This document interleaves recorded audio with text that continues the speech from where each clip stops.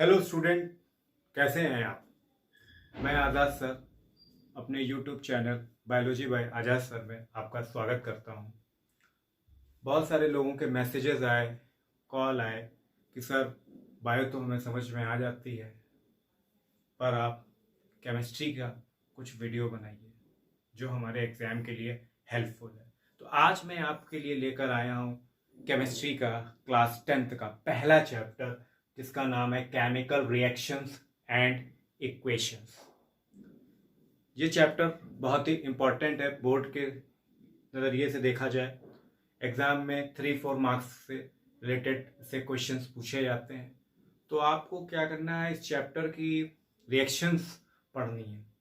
और बहुत सारे बच्चों को रिएक्शन समझ में नहीं आती और वो आगे 11th-12th में पहुंच जाते हैं, फिर भी उनको रिएक्शन समझ में नहीं आते क्योंकि उनका बेसिक जो है बहुत कमज़ोर है, बेस बहुत कमज़ोर है। तो आपका बेस कमज़ोर है, दिमाग थोड़ी ना कमज़ोर है। दिमाग चलाइए और बेस मजबूत करिए। आइए मेरे साथ, आज मैं आपको बताता हूँ केमिकल रिएक्शन के बारे में। सबसे पहली चीज, आपको दो चीजें मालूम होनी चाहिए। केमिकल रिएक्शन, जैसा कि नाम है यहाँ पे लिखा है केमिकल रिएक्शन।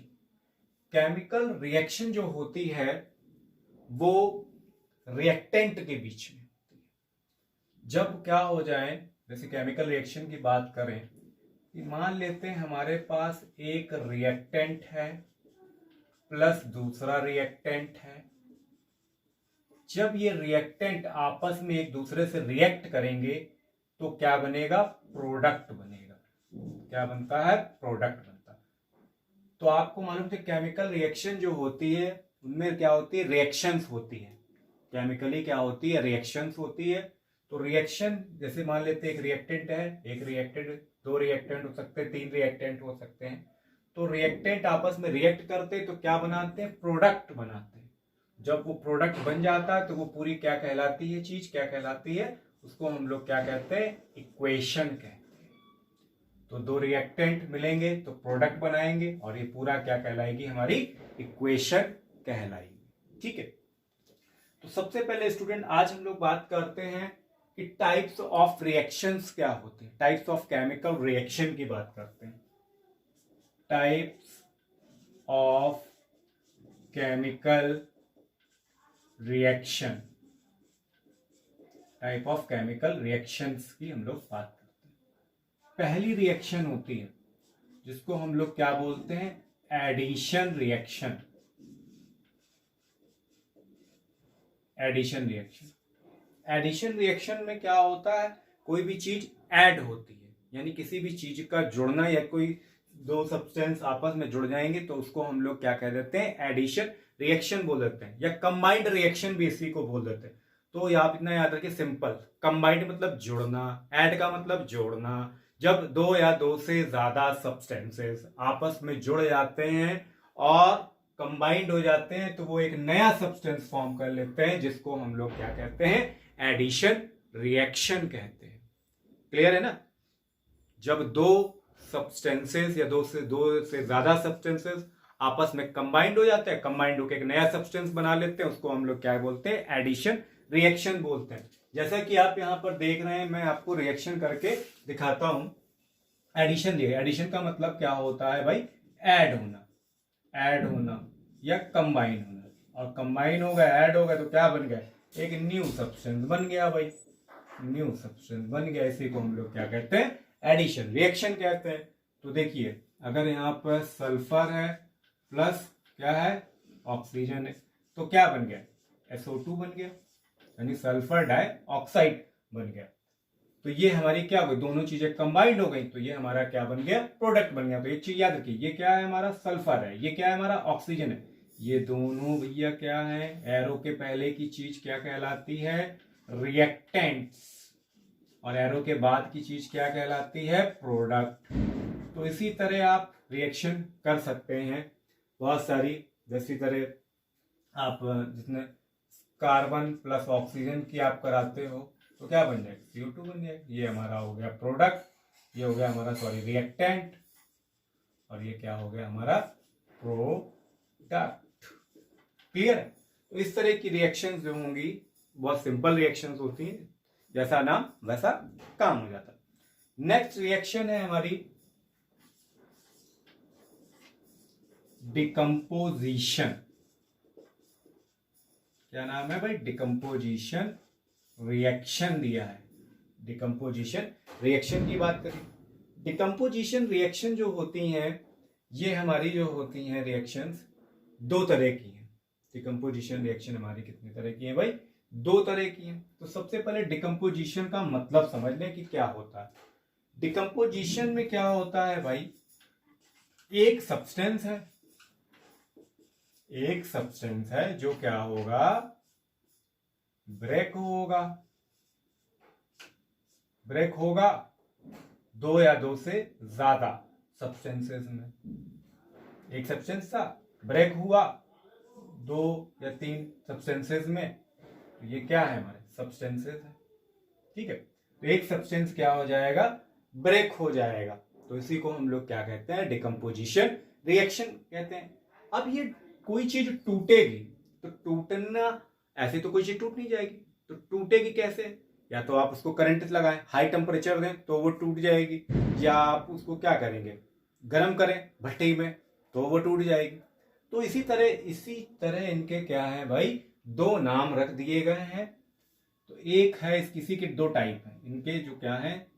दो टाइप। एक है thermal decomposition reaction, decomposition reaction. एक है हमारी डिकम्पोजिशन रिएक्शन, थर्मल थर्मल का मतलब क्या होता है? थर्मल का मतलब होता है हीट, यानी किसी चीज को गर्म कर दिया जाए। और हीट का सिंबल क्या होता है? ट्राइंगल बना देते हैं। तो थर्मल डिकम्पोजिशन में कहा गया है कि कोई चीज हीट करा जाए या कोई सब्सटेंस हीट किया जाए तो वो ब्रेक हो जाए, तो उसको हम लोग क्या कहेंगे? Thermal decomposition reaction. जैसे कि मान लेते हैं, इसका एग्जांपल मैं देता हूं, CaCO3 क्या है? कैल्शियम कार्बोनेट है। इसको हमने क्या किया भाई? हीट किया। अब हीट करेंगे तो क्या बनेगा? CaO और प्लस क्या बन गया? क्या बन गया? CO2। C क्या बन गया भाई? CO2। तो इस तरह ये रिएक्शन होगा, इसको बोलते हैं थर्मल डिकम्पोजिशन रिएक्शन। ठीक है, बहुत सारे लोग अक्सर रिएक्शन को बैलेंस नहीं कर पाते। क्यों बैलेंस नहीं कर पाते? क्यों बैलेंस नहीं कर पाते? क्योंकि उनको क्या होता है कि जो भी एलिमेंट आए हैं उनका एटॉमिक नंबर याद नहीं होता। ठीक है, एटॉमिक नंबर याद नहीं, सिंबल नहीं याद होता, तो उनको क्या होता है? रिएक्शन में प्रॉब्लम आती है। तो याद सिंपल तरीका है इसको रिएक्शन को बैलेंस करना।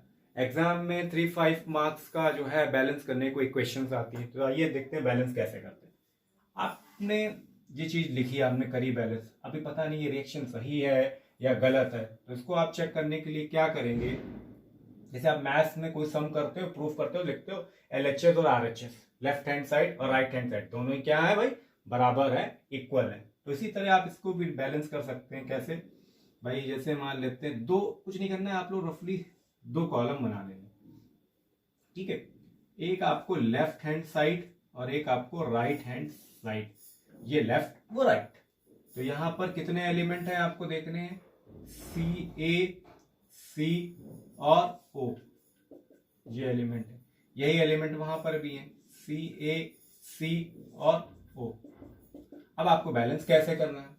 यहां पर आप देखिए कैल्शियम, Ca क्या है? कैल्शियम। जब तक आपको सिंबल नहीं मालूम होगा तो आप कंपाउंड से कोई भी चीज आप पता नहीं कर पाएंगे। तो ये क्या है? Ca किसका सिंबल होता है? कैल्शियम का। तो कैल्शियम यहाँ पर कितना है? 1 है। कार्बन कितना है? 1 है। ऑक्सीजन कितना है? 3। तो ऑक्सीजन यहाँ पर 3 हो गया भाई, बैलेंस हो गया। इधर वाले का देखते हैं, इधर कैल्शियम कितना है? 1। कार्बन कितना है? 1। ऑक्सीजन कितना है? 2 + 1, टोटल कितना हुआ? 3। अब देखिए calcium 1, calcium 1, carbon 1, carbon 1, oxygen 3, oxygen 3। जब दोनों ही तरफ क्या होंगे, जो भी एलिमेंट है वो पूरी तरह से बैलेंस हो जाएंगे, तो ही आपकी रिएक्शन सही कही जाएगी, अदरवाइज वो रिएक्शन गलत कही जाएगी। ठीक है, दूसरा इसी का पार्ट है इलेक्ट्रोकेमिस्ट्री। इलेक्ट्रो डिकम्पोजिशन रिएक्शन की मैं बात कर रहा हूं। इलेक्ट्रो मतलब इलेक्ट्रिसिटी, इलेक्ट्रिक करंट, यानी इलेक्ट्रिक करंट की वजह से क्या होगा, ब्रेक होगा। इलेक्ट्रिक करंट क्या करेगी, ब्रेक कर देगी, तब ये रिएक्शन हमारी बैलेंस हो पाएगी। जैसे कि मानते हैं कि कैल्शियम क्लोराइड CaCl2 दिया हुआ, तो इसको क्या करेंगे भाई, हम हीट करेंगे किसके, इलेक्ट्रिक करंट, EC लिख दे रहा हूं मैं शॉर्ट में, इलेक्ट्रिक करंट के, तो Ca अलग हो जाएगा प्लस Cl2 अलग हो जाएगा, तो ये रिएक्शन Ca1 Cl2 2 Cl2 2, तो ये रिएक्शन क्या हो गई, बैलेंस हो गई। इसी तरह आप बहुत सारी रिएक्शंस आपकी बुक में दे रखी होंगी, जैसे इलेक्ट्रो डिकम्पोजिशन की मैं बात करूं तो आप वाटर को या NaCl को आप क्या कर सकते हैं, डिकम्पोज इजीली कर सकते हैं। अब नेक्स्ट एक रिएक्शन आती है बेटा, थर्ड रिएक्शन है, जिसको बोलते हैं हम लोग डिस्प्लेसमेंट रिएक्शन। डिस्प्लेसमेंट रिएक्शन बोलते हैं। डिस्प्लेसमेंट रिएक्शन में क्या होता है, यानी क्या होता है, रिएक्शन ऐसी होती है कि एक एलिमेंट जो होता है, जो कंपाउंड में प्रेजेंट होता है, वो डिस्प्लेस हो जाता है किसी दूसरे एलिमेंट से। समझे, नहीं समझे, आइए दूसरे तरफ। मान लेते हैं कि आप एक क्लासरूम में हैं और एक ये बेंच है, यहां पर आप बैठे हैं और यहां पर आपकी गर्लफ्रेंड बैठी है। यहां पर आप बैठे हैं और यहां पर आपकी गर्लफ्रेंड बैठी है। बगल वाली सीट पे क्या हुआ, आपका फ्रेंड या एक लड़का बैठा हुआ, ये बॉय है, ये गर्ल है, ये बॉय है। तो क्या हुआ कि ये दोनों एक साथ बेंच पे बैठे हुए थे। ये बॉय जो था स्ट्रांग था, क्या था, स्ट्रांग था, पावरफुल था। तो इसने क्या किया, आया यहाँ पे, गेट आउट भाई, चल निकल यहाँ से। ये यहाँ से भैया डर के मारे निकल लिए। ये कहां पर आ गया, यहां पर आ गया। तो इसने क्या करी, उस लड़के की जगह ले। ऐसे क्या होता है कि एक एलिमेंट जो होता है, मान लेते हैं ये एलिमेंट होता है, ये एलिमेंट होता है, ये एलिमेंट, तो ये एलिमेंट जो होता है वीक एलिमेंट होता है, ये स्ट्रॉन्ग एलिमेंट। तो स्ट्रॉन्ग एलिमेंट क्या करता है, वीक एलिमेंट की जगह लेता है। अरे भाई आपने तो सुना ही होगा, क्लास में कोई ताकतवर दादा टाइप का जो होता है बच्चा, वो क्या करता है, चुपचाप शांत वाले बच्चे को हटा देता है, तो यहाँ से आज मुझे यहाँ बैठना। ठीक, वैसे ही यहाँ पर कोई टेंशन वाली कोई बात नहीं। ठीक है, तो यहाँ पर हम लोग क्या कर रहे हैं, डिस्प्लेसमेंट रिएक्शन की बात कर रहे हैं। तो मैं इसका एग्जांपल देता हूं आपको, ZnCO3, Zn प्लस CuSO4, इसकी रिएक्शन में कराता हूं। ZnCuSO4, ये जिंक है, ये कॉपर सल्फेट है, इनके बीच में रिएक्शन होगी तो क्या होगा, ये इसकी प्लेस पे आ जाएगा। जिंक जो है ताकतवर है, पावरफुल है, यानी कॉपर को क्या कर देगा, रिमूव कर देगा, डिस्प्लेस कर देगा। तो क्या होगा, Cu जो चला जाएगा, तो ZnSO4 आ जाएगा और प्लस Cu। तो क्या हुआ, यहां पर प्लेस चेंज हो गई, यानी जिंक ने क्या किया भाई, कॉपर को हटा दिया, क्योंकि जिंक क्या था, पावरफुल था, स्ट्रॉन्ग एलिमेंट था, कॉपर क्या था, वीक था, तो उसकी जगह उसने ले ली। ठीक है, तो जिंक जो है सल्फेट के साथ में आ गया, कॉपर हट गया यहाँ से। ठीक है, यहां से कॉपर हट के अलग हो गया। डिस्प्लेसमेंट रिएक्शन मैंने स्टार्टिंग में ही बताया था कि जब किसी कंपाउंड में एक एलिमेंट कमजोर होता है तो दूसरा एलिमेंट जो है, अनदर एलिमेंट जो है, उसकी प्लेस पर आ जाता है उस जगह को फिल करने के लिए। तो इसी को हम लोग क्या बोलते हैं भाई, डिस्प्लेसमेंट रिएक्शन बोलते हैं। ऐसे आप बहुत से एग्जाम्पल या रिएक्शन दी होंगी बुक में, वो आप अपनी बुक से कर सकते हैं। अब नेक्स्ट मैं बात करता हूं डबल डिस्प्लेसमेंट, इसी का चौथी रिएक्शन है हमारी double displacement reaction. Double displacement reaction क्या होती है, डबल डिस्प्लेसमेंट रिएक्शन, डबल मतलब दो लोग, डिस्प्लेसमेंट मतलब अदला बदली। जब दो लोगों ने कर ली आपस में अदला बदली, तो वो क्या कहलाता है, हमारा डिस्प्लेसमेंट रिएक्शन कहलाती है। तो यहाँ पे दो लोग कर रहे हैं ना, तो भैया क्या हो जाएगा, डबल डिस्प्लेसमेंट रिएक्शन यहाँ पर हो जाएगी। तो डबल डिस्प्लेसमेंट रिएक्शन में मैं आपको एक रिएक्शन बताता हूं। NaCl ले लीजिए और AgNO3 ले लीजिए।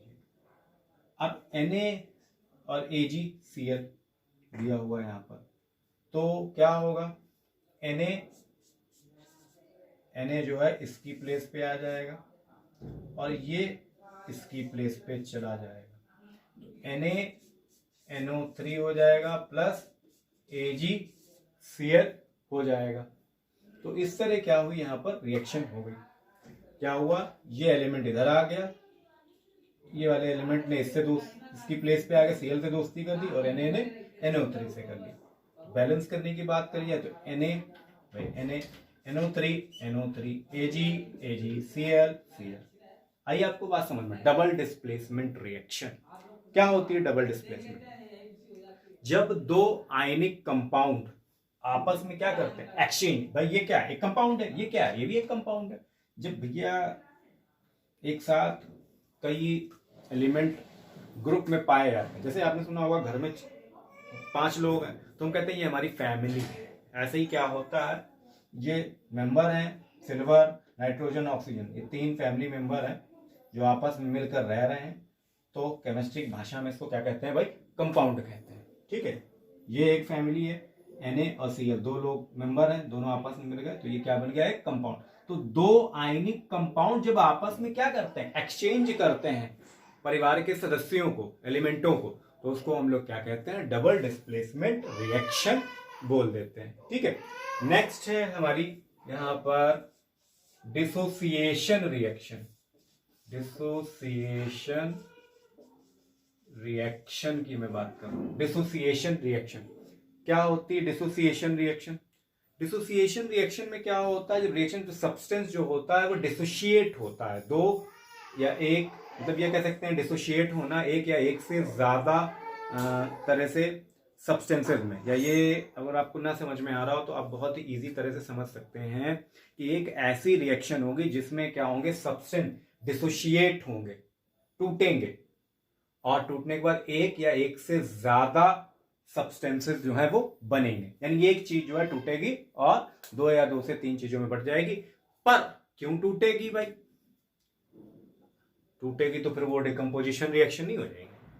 एक चीज टूटे 2 हिस्सों में बट जाए तो वो क्या है, डिकम्पोजिशन है। तो यहां पे हम बात कर रहे हैं डिसोसिएशन रिएक्शन की बात कर रहे हैं। डिसोसिएशन रिएक्शन में क्या होता है, एक सब्सटेंस डिसोशिएट होता है, टूटता है, ब्रेक होता है 1 या 1 से ज्यादा तरह के सब्सटेंसेस में, यानी 2 सब्सटेंसेस बनते हैं एक चीज से टूट के। एक चीज है टूटे, 2 चीजें बन गई, पर टूटी किसकी वजह से, इफेक्ट ऑफ टेम्परेचर की वजह से।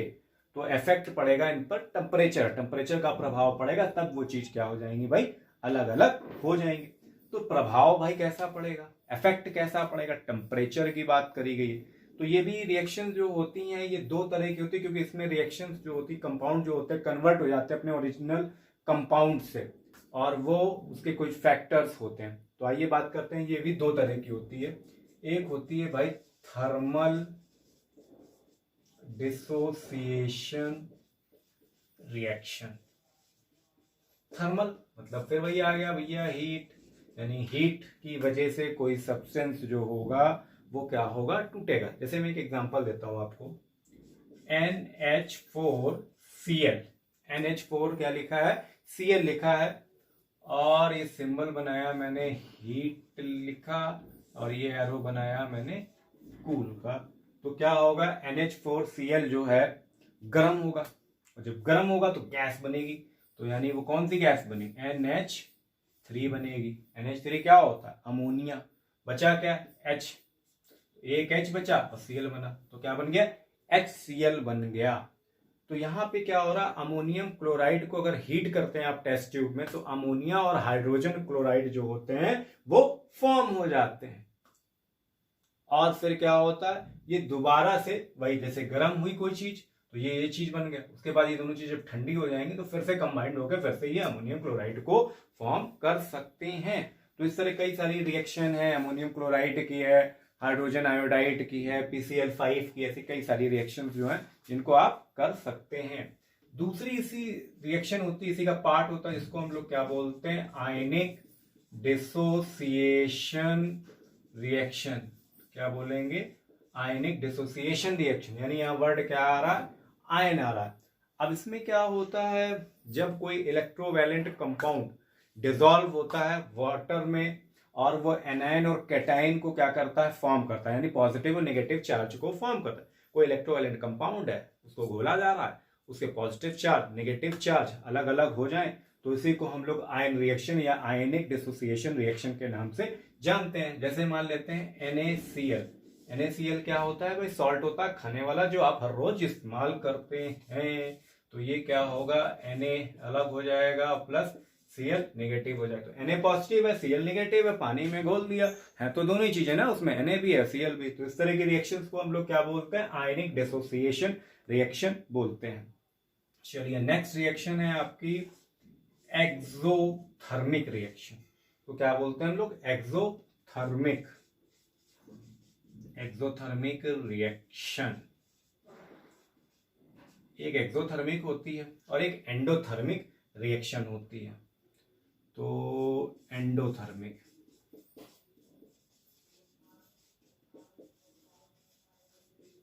एक्सोथर्मिक और एंडोथर्मिक रिएक्शन। एक्सोथर्मिक रिएक्शन में क्या होता है, इवोल्यूशन ऑफ हीट याद रखिए। क्या याद रखना है, इवोल्यूशन ऑफ हीट याद रखना है। और यहां पे क्या रखना है, याद रखना है, एब्जॉर्प्शन ऑफ हीट, यानी हीट यहां पर बन रही है और यहां पर हीट को क्या करवाया जा रहा है, एब्जॉर्ब किया जा रहा है। जैसे मान लेते हैं यहां पर C+O2, क्या बनेगा भाई, CO2 बनेगा, प्लस हीट भी होगी। जैसे क्या होता है, जैसे मान लेते हैं कोई चीज आप जलाते हैं, लकड़ी जलाते हैं, कागज जलाते हैं, तो आग तभी लगेगी जब क्या होगा, ऑक्सीजन होगी। बिना ऑक्सीजन के कोई भी रिएक्शन परफॉर्म नहीं हो पाएगी। तो आप आग लगा रहे हैं, ऑक्सीजन आपको एटमॉस्फेयर से मिल गई, आग जल रही है, धुआं निकल रहा है। तो धुआं क्या होता है, जो निकल रहा है वो गैस निकल रही है, वो किस फॉर्म में, CO2 फॉर्म में। तो धुआं जो काला काला निकल रहा है वो क्या है, CO2 है, और वो गैस कैसी है, गर्म है। तो उसमें क्या है, हीट निकल रही है कि नहीं निकल रही है।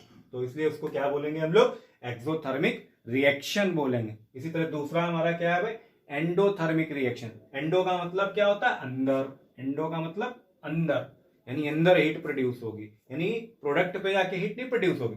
यहाँ पे हीट कहाँ प्रोड्यूस हो रही है, वो प्रोडक्ट में हो रही है। यहाँ पे हीट कहाँ प्रोड्यूस हो, अंदर। अंदर मतलब रिएक्टेंट, यानी एरो के पहले। तो यहाँ पर जैसे मान लेते हैं हमारे पास, कर देते हैं रिएक्शन, हमने ले लिया कार्बन प्लस क्या ले लेते हैं, अगर सल्फर की करा देते हैं तो कार्बन ले लिया हमने और 2 सल्फर ले लिए और प्लस हमने क्या ले लिया भाई, हीट ले लिया।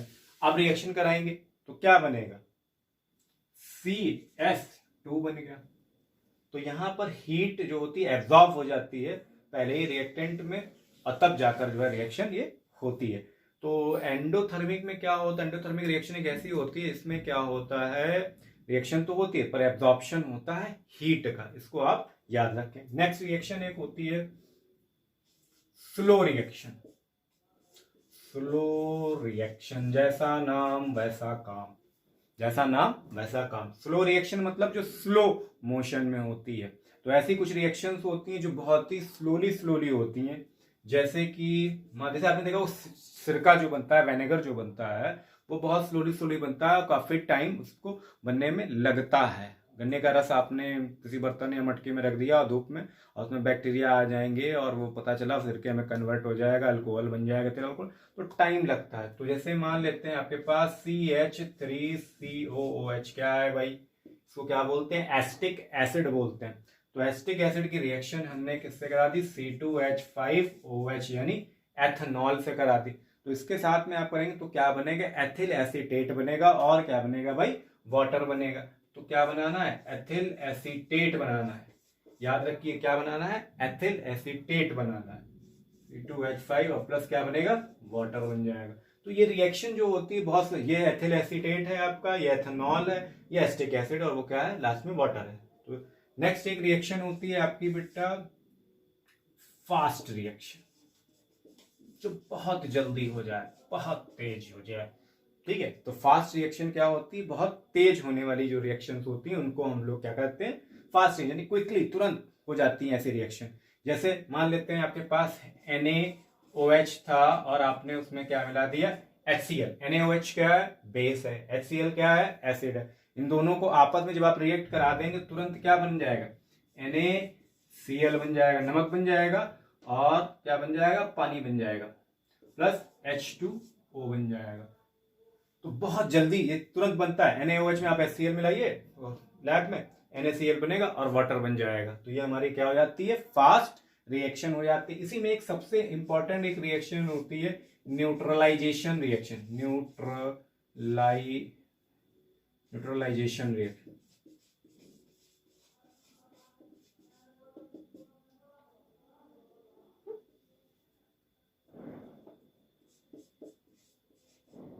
न्यूट्रलाइजेशन रिएक्शन, न्यूट्रलाइजेशन रिएक्शन में क्या होता है, जब एसिड प्लस बेस आपस में क्या करेंगे भैया, रिएक्ट करेंगे।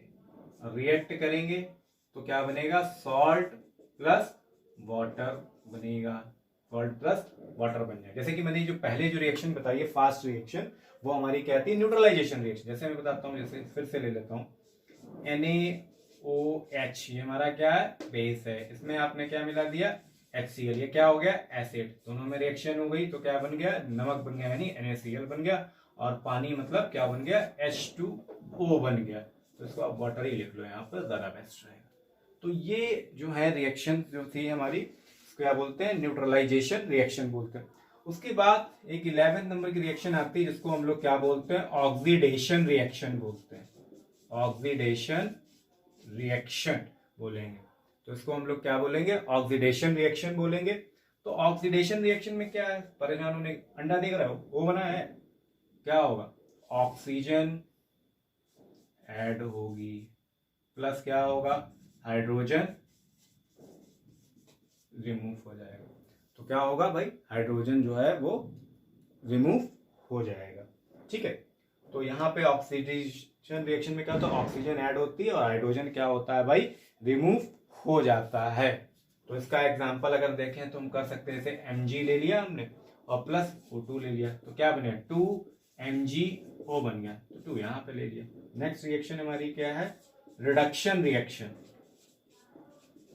रिडक्शन रिएक्शन, रिडक्शन रिएक्शन क्या होती है, ये रिएक्शन जो होती है बिल्कुल उल्टा होती है। तो रिडक्शन रिएक्शन में क्या होता है, हाइड्रोजन H मतलब हाइड्रोजन क्या होगा, ऐड होगा, प्लस ऑक्सीजन क्या होगी, वो हमारी क्या हो जाएगी, रिमूव हो जाएगी, ऑक्सीजन रिमूव होती है। तो इस तरह की रिएक्शन को क्या हम लोग बोलते हैं, रिडक्शन रिएक्शन बोल देते हैं। जैसे यहाँ पर हमने क्या लिया, Cu क्या होता है, कॉपर, वो लगा दी तो कॉपर ऑक्साइड, कॉपर ऑक्साइड की रिएक्शन हमने क्या करा दी, हाइड्रोजन से करा दी, तो क्या हो गया भैया, कॉपर अलग हो गया प्लस H2O यानी बन गया। लास्ट हमारी एक और रिएक्शन है जिसको बहुत इंपॉर्टेंट है, जिसको हम लोग क्या बोलते हैं भाई, रेडॉक्स रिएक्शन के नाम से जानते हैं। क्या नाम है इसका, रेडॉक्स रिएक्शन। ये रिएक्शन जो होती है इन दोनों रिएक्शन से मिलकर बनी है।